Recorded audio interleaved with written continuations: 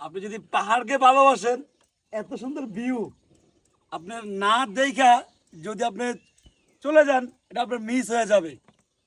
লাইফটাকে এনজয় করেন, পাহাড়ে ঘুরুন, টাকা পয়সা নিয়ে কবরে যাবেন না তো।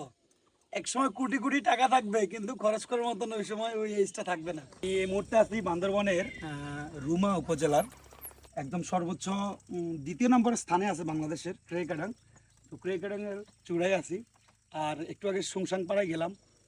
আসলে এত সুন্দর যে আপনাকে আমি এক্সপ্লেন করে বোঝাতে পারবো না। বাংলাদেশে বান্দরবন এত সুন্দর, আর বিশেষ করে এই রাস্তাটা যেটা হচ্ছে ক্রেকাডাং থেকে সুংসাংপাড়ায় গেছে, এত সুন্দর, এত ভয়ঙ্কর রাস্তাটা আমার লাইফে এরকম রাস্তা কখনো দেখি নাই।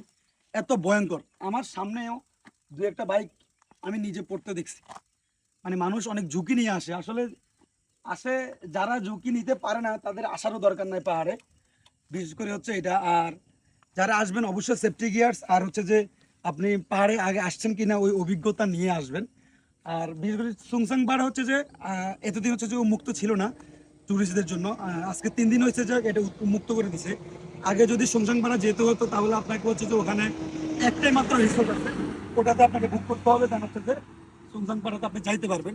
বাট আজকে 3 দিন যাবত হচ্ছে এটা টুরিস্ট স্পটটা একদম ওপেন করে দিচ্ছে, মুক্ত করে দিছে। আপনি রুম না নিয়েও ডে বাই ডে আসতে পারবেন, সুংসাং পাড়া যাইতে পারবেন, আসতে পারবেন। এটা ক্রেকারাং থেকে 6 কিলো রাস্তা। বাট 6 কিলো রাস্তা করলে 6 কিলোই হচ্ছে যে একদম প্রত্যেকটা মোড় হচ্ছে যে একদম রিক্সি, একদম খাড়া ঢালু, যেটা আপনি যদি বাই চান্স যদি আপনি মানে নিউট্রাল করে নামেন 100+ স্পিড চলে যাবে অনায়াসে। এত ভয়ঙ্কর রাস্তাটা, এত ভয়ঙ্কর। তো অবশ্যই সেফটি গিয়ার্স নিয়ে আসবেন।